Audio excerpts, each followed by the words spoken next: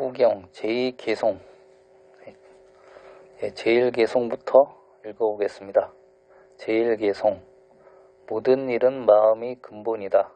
마음에서 나와 마음으로 이루어진다. 나쁜 마음을 가지고 말하거나 행동하면 괴로움이 그를 따른다. 수레바퀴가 소위 발자국을 따르듯이. 2개송 모든 일은 마음이 근본이다. 마음에서 나와 마음으로 이루어진다. 맑고 순수한 마음을 가지고 말하거나 행동하면 즐거움이 그를 따른다. 그림자가 그 주인을 따르듯이. 제2개송 이야기 마타꾼달리 이야기. 부처님께서는 제다 나와 수도원에 계시던 어느 때 소년 브라흐마 마타꾼달리가 진심으로 부처님께 귀한 일과 관련하여 개송 2번을 설법하시었다. 나딘 나북과 박가는 사와띠에 사는 브라흐민으로서 아주 인색한 사람으로 널리 알려져 있었다. 그는 아무리 작은 물건이라도 남에게 주지 않았고 무엇이든지 일단 자기 손에 들어오면 다시는 내보내는 법이 없었다. 그에게는 아들이 하나 있었다. 그는 이 아들에게서 큰 기쁨을 얻고 있었으므로 아들을 매우 사랑했다. 그러던 어느 때 아들이 생일이 다가오자 그는 생일 선물을 하나 주고 싶어졌다.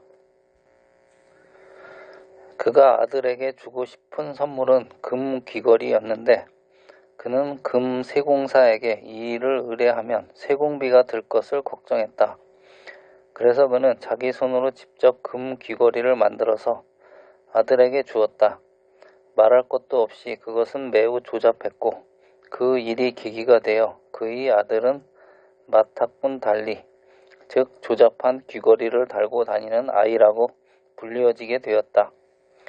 마타꾼달리가 16살이 되던 해 그만 황달에 걸리고 말았다. 이때 아이의 어머니는 남편에게 빨리 치료를 서두르라고 권했다. 그러자 남편이 말하는 것이었다. 여보, 의사에게 가면 치료비를 달라고 할 게 아니오. 당신은 도대체 우리 집 살림이 축나는 것은 생각지도 않는구려. 염려 말아요. 내가 살림을 축내지 않고 이 일을 잘 처리할 테니까. 아딘 나북과 박가는 그날부터 여러 곳으로 의사를 찾아다니면서 오랜 시간이 걸려 황달에 대한 여러 가지 치료법을 배웠다. 그런 다음 그는 배운 대로 약을 지어 아들에게 먹여보았다. 그렇지만 약효는 나타나지 않았고 아들이 병은 점점 깊어만 가는 것이었다. 그때에 이르러서는 인색한 아딘 나북과 박가도 아들을 데리고 의사를 찾아가지 않을 수 없었다. 그러나 그때는 이미 아들이 병세가 악화될 대로 악화되어 있었기 때문에 의사들도 손을 쓸 수가 없었다. 의사들은 회복이 불가능한 어린 병자를 맡았다간 그가 죽기라도 하는 날에는 커다란 불명예가 덮어 씌어질 것을 두려워하여 핑계를 대며 병자를 받아주지 않았다. 마침내 아딘 나북과 박가는 아들을 포기할 수밖에 없었다. 그는 만약 아들을 집에 두었다가 죽게 되면 아들이 조문을 온 사람들이 자기네 집에 들어와 자기가 재산이 많다는 것을 알려질까봐 걱정이 되었다. 그래서 그는 아들을 문 밖의 정자에 내놓았다. 아들이 죽게 되면 그 정자에서 바로 화장을 시켜버릴 셈이었다. 인색한 브라흐민이 아들을 정자에 내놓던 그날 부처님께서는 깊은 사마디, 선정에 들어 계시면서 어느 중생이 지금 가장 불법을 받아들일 인연이 잘 익었는지 관찰하시었다. 그 결과 사와티에 사는 아딘 나북과 박가의 아들인 마타꾼달리가 죽음을 앞두고 집 밖에 버려져 있음을 아시었다. 부처님께서는 스스로 열애가 지금 이 소년에게 가야 할 것인지를 생각해 보시었다. 그 결과 부처님께서는 당신께서 그 소년에게 가심으로써 일어나게 될 앞일을 다음과 같이 예측하시었다. 열애가 저 소년에게 감으로써 그가 열애에 대한 믿음을 일으켜 평화로운 마음으로 죽음을 맞게 되면 그는 죽은 후에 33 천상세계의 사가천왕의 아들로 태어나 황금 누각에서 일천선년을 거두리고 살게 될 것이다. 한편 그의 아버지 아딘 나북박가는 아들을 잃은 슬픔을 못 이겨 매일같이 화장터에 나와 울 것이다. 그때 천상에 태어난 소녀는 자기가 무슨 공덕으로 천상에 태어나 부귀를 누리게 되었는지 생각해 볼 것이다. 그 결과 그는 자기가 부처님께 귀의하여 깨끗한 신심을 일으킴으로써 죽음에 다다라 평온한 마음을 가졌기 때문에 이 같은 복락을 누리게 되었다는 것을 알게 될 것이다. 그때 그는 이렇게 생각할 것이다. 우리 아버지는 돈이 아까워서 내게 약 한 첩도 제대로 지어주지 않았으며 그러면서 이제는 화장터에 나와 나를 생각하면서 매일같이 울고 계신다. 나의 아버지를 찾아가서 아버지의 인색하고 올바르지 못한 행동을 꾸짖으리라. 그래서 아버지로 하여금 부끄러움을 느끼게 한 다음에 사가천왕의 아들에서 예전 마타꾼 달리의 모습으로 변하여 내가 아버지의 아들임을 아시게 하겠다. 자, 이제 나는 여러 가지 보배로 장식된 화려한 옷을 입고 일천선녀와 함께 아버지에게 내려가자. 아들이 화려한 차림으로 화장터에 가면 마지막에 이르러 그들은 다음과 같은 대화를 나누게 될 것이다.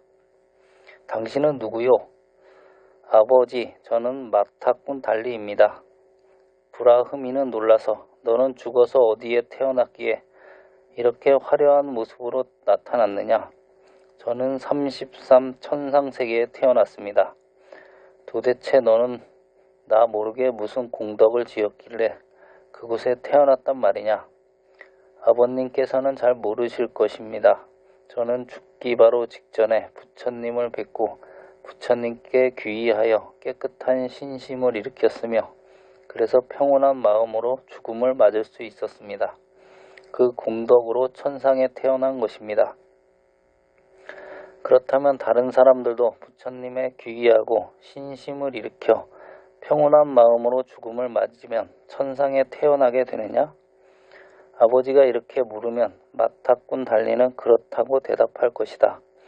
이 일이 계기가 되어 열애는 소년의 아버지와 많은 사람들에게 담마빠따 개송을 읊어주게 될 것이며 그 개송을 듣고 그의 아버지를 비롯한 많은 사람들이 불법에 대한 신심을 일으키게 될 것이다. 그리하여 마타꾼 달리와 그의 아버지는 소따바띠 수다원과를 성취하게 되리니 이 어린 소년 한 사람의 인연으로 많은 사람들에게 큰 공덕이 있으리라. 부처님께서는 이처럼 당신께서 마타꾼 달리에게 가심으로써 일어날 앞일을 세세한 부분까지 예측하시었기 때문에 제자 빅구들을 거느리고 사와띠 성 안으로 탁발을 나가시는 길에 먼저 마타꾼 달리가 누워있는 곳에 가시었다.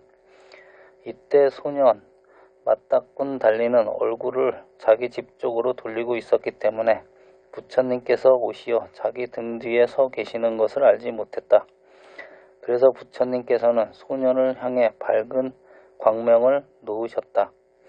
그러자 소년은 의아해하면서 등을 돌렸고 곧 부처님께서 자기 등 뒤에 와 계시는 것을 알게 되었다.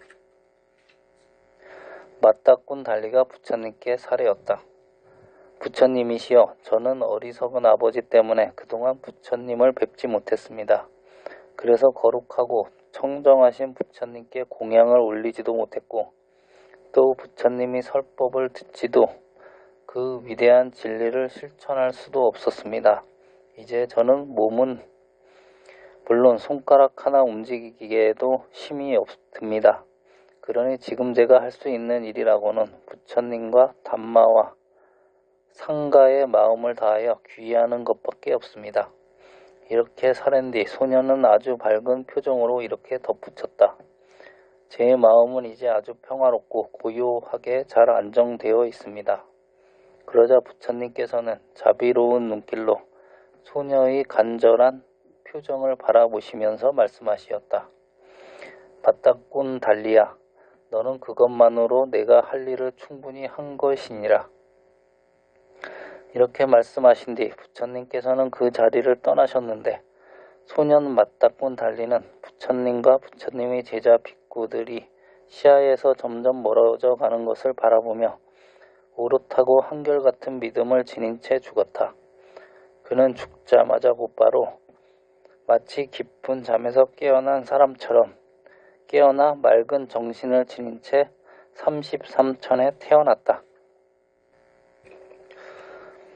한편 아버지는 죽은 아들을 화장했다. 그리고 그 이튿날부터 매일같이 화장터에 나와서 아들아, 너는 지금 어디 있느냐? 라고 소리치며 울었다.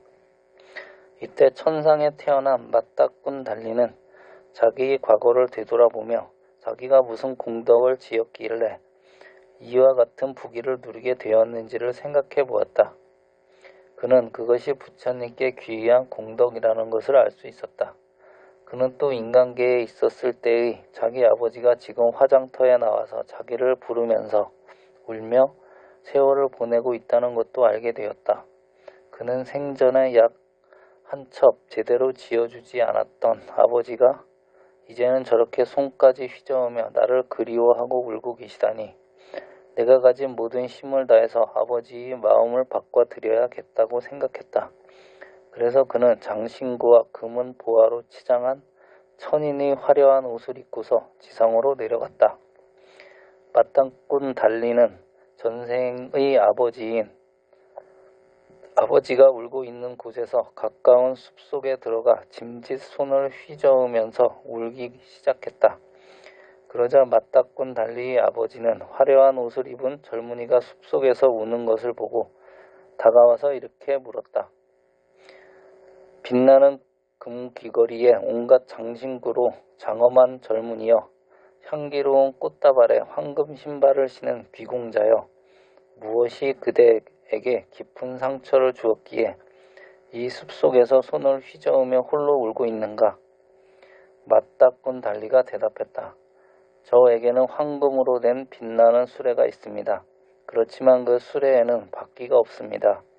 저는 수레에 걸맞는 두 바퀴를 얻고자 하지만 도무지 얻을 수가 없습니다. 그래서 저는 슬픔에 빠져 있는데 이제 곧 죽을 것만 같습니다. 아버지가 말했다. 젊은이여, 그대는 어딘지 모르게 내 아들을 생각나게 하는구나. 그러나 내 아들은 이미 죽어서 찾을 수 없는 곳으로 가버렸다. 그러니 나는 내 아들에게 해주는 셈치고 그대의 소원을 들어주겠다. 그대가 어떤 수레바퀴를 원하는지 말해다오. 금이든 은이든 어떤 보석이든 나는 아끼지 않으련다. 내가 그대의 수레에 알맞는 바퀴를 마련해 주겠다. 아버지로부터 이런 대답을 끌어낸 맞다꾼 달리는 그렇다면 얼마나 큰 수레를 만들어 주실 수 있느냐고 물어보았다. 그러자 아버지는 젊은이가 원하는 크기만큼 수레바퀴를 만들어 주겠다고 대답했고 이에 아들은 말했다. 제가 원하는 바퀴는 해와 달입니다. 그것들을 제 수레에 끼울 수 있게 해 주십시오.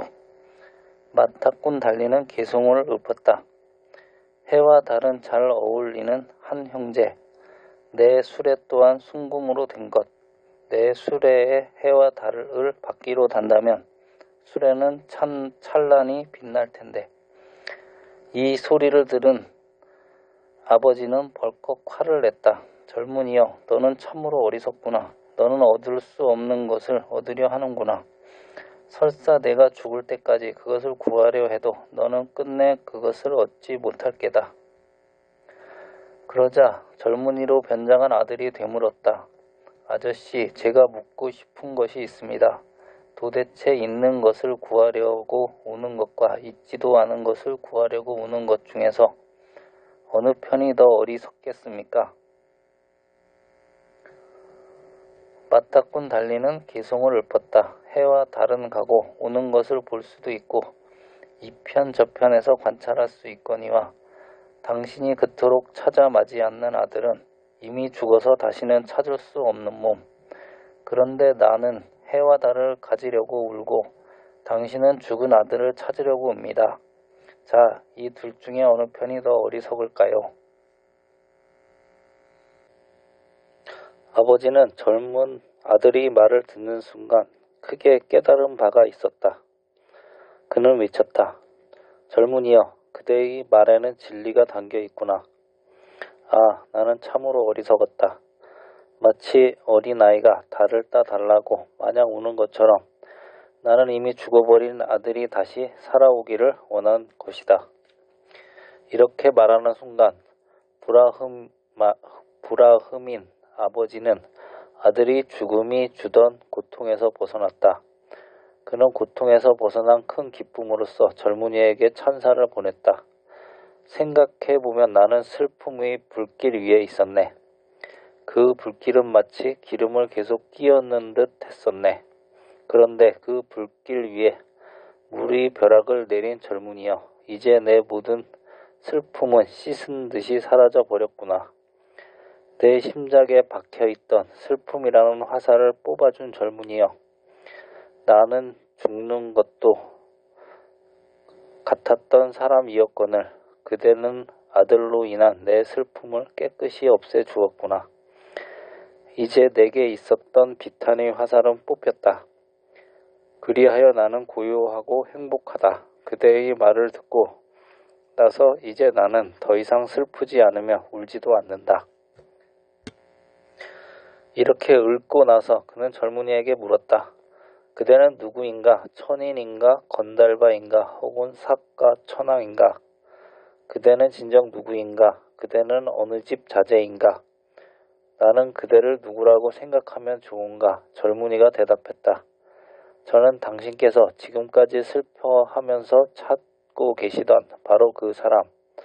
저는 바로 당신의 아들입니다. 저는 아버지에 의해서 화장되어 이곳에 버려진 그 다음으로 공덕을 지어 천상에 태어났습니다. 그러나 아버지에게는 아들이 천상에 태어났다는 사실이 선뜻 믿겨지지 않았다. 오, 내가 내 아들이란 말이냐? 그렇지만 아들아, 나는 내가 생전에 공덕을 짓는 것을 본 일이 없다. 집에서나 혹은 밖에서나 많고 적건 간에 빅쿠들에게 공양을 올리는 것을 본 적이 없고 또 계를 받아 지니면서 오후에 음식을 먹지 않는 것도 보지 못했다. 그렇거늘 다른 어떠한 공덕이 있어 내가 천상에 태어났단 말이냐? 젊은이가 대답했다. 제가 병에 들어 고통은 심하고 마음은 좌절하여 집 앞 정자에 홀로 누워있을 때 부처님께서 저를 찾아오셨습니다. 그때 저는 욕망 없고 의심 없는 순수한 마음으로 부처님을 우러러 배웠습니다. 부처님이 위없이 높고 거룩하시며 지혜로우신 모습을 우러러보면서 저는 두 손을 모아서 합장하고 부처님께 진심으로 공경을 표했습니다. 이와 같은 선업 공덕이 있어서 저는 천상에 태어났습니다. 젊은이가 이같이 말하는 동안 아버지는 몸과 마음 전체에 청신한 즐거움이 가득 차 오르는 것을 느꼈다. 그는 그 기쁨을 다음과 같이 토로하였다. 거룩하구나. 참으로 불가사리한 일이로구나. 부처님께 존경의 마음으로 예경함에는 마땅히 그만한 복이 있어야 하고 말고 아들아, 나 또한 즐거운 마음으로 참된 신심을 내어 부처님을 찾아뵙고 그분께 귀의하겠다. 젊은이가 기뻐하며 화답했다. 곧 그렇게 하십시오. 부처님과 담마와 상가, 불법 승에 진심으로 귀의하십시오. 그리고 5가지 계를 받아 지니시고 그 계를 손상하거나 깨틀림 없이 지키십시오. 이 시간 이후로는 생명이 있는 것을 절대로 해치지 말고 남이 주지 않는 것은 절대로 갖지 않으며 한 아내에게 만족하고 거짓말을 않으며 정신을 취하게 하는 것을 먹거나 마시지 마십시오. 아버지가 대답했다. 잘 알았소, 천인이여.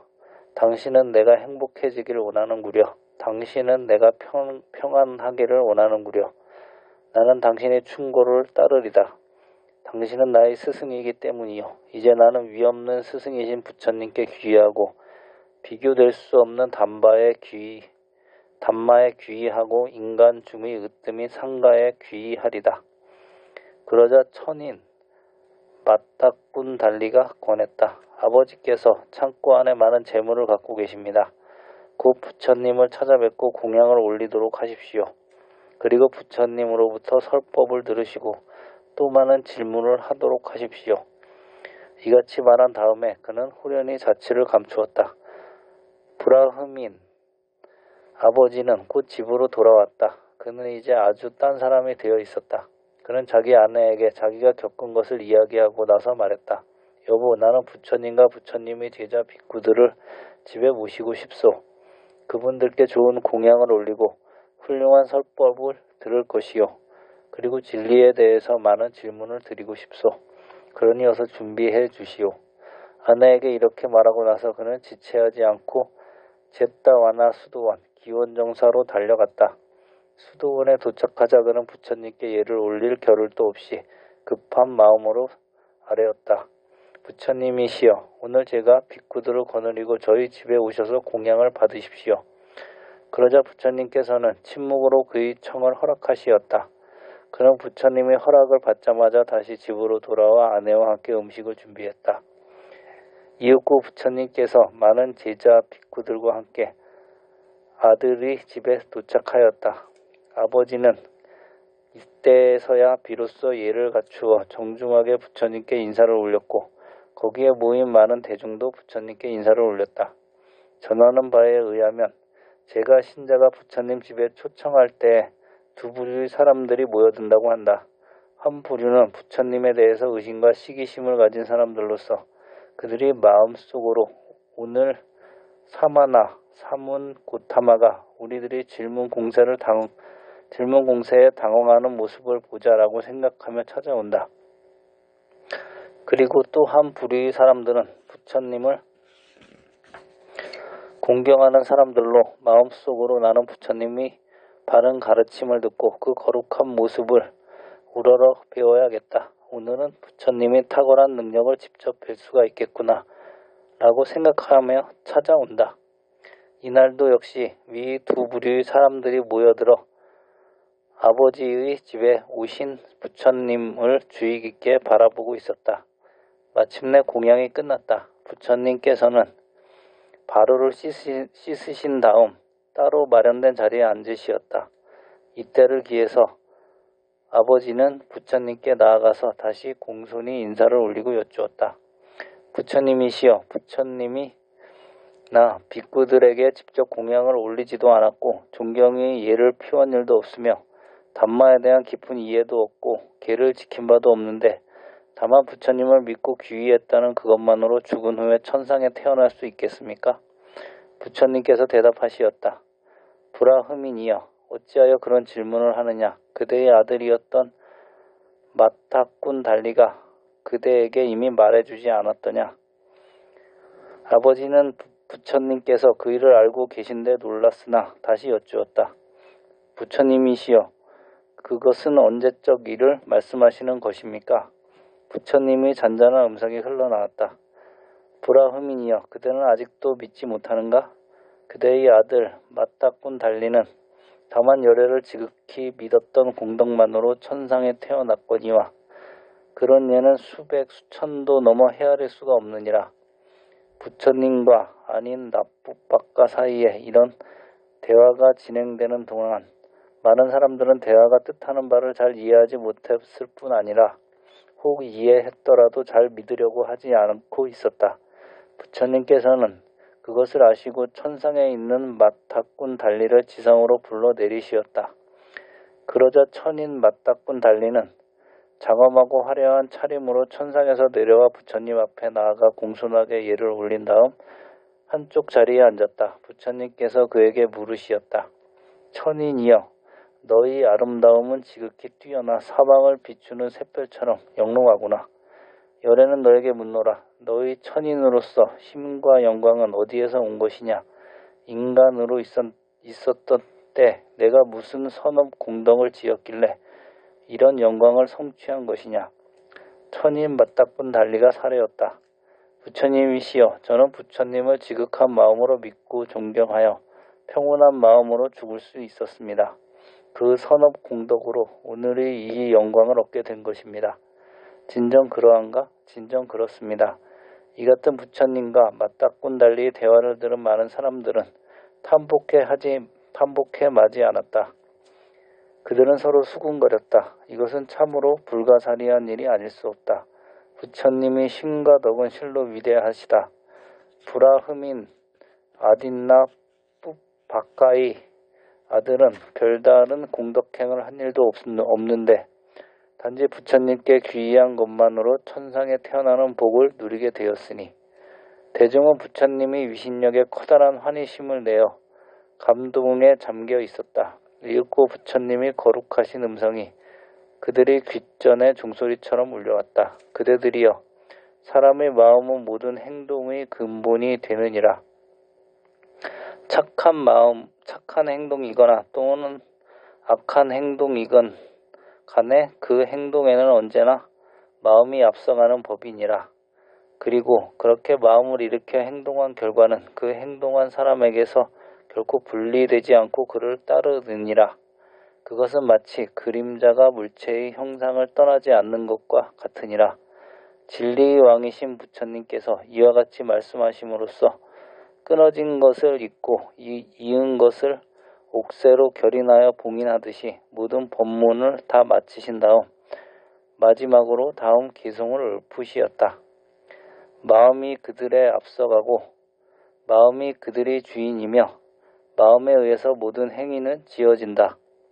만일 어떤 사람이 깨끗한 마음으로 말하고 행동하면 그에게 반드시 행복이 뒤따른다. 마치 그림자가 물체를 떠나지 않듯이 부처님의 이 설법 끝에 맞닥군 달리와 그 전생의 아버지 아딘나 뿌바카는 소따바띠 수다원과를 성취하시었다.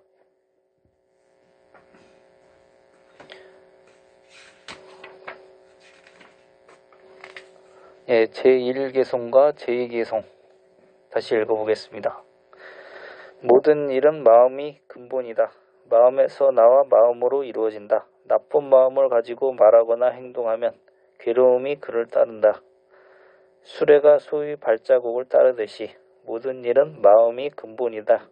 마음에서 나와 마음으로 이루어진다. 맑고 순수한 마음을 가지고 말하거나 행동하면 즐거움이 그를 따른다. 그림자가 그 주인을 따르듯이.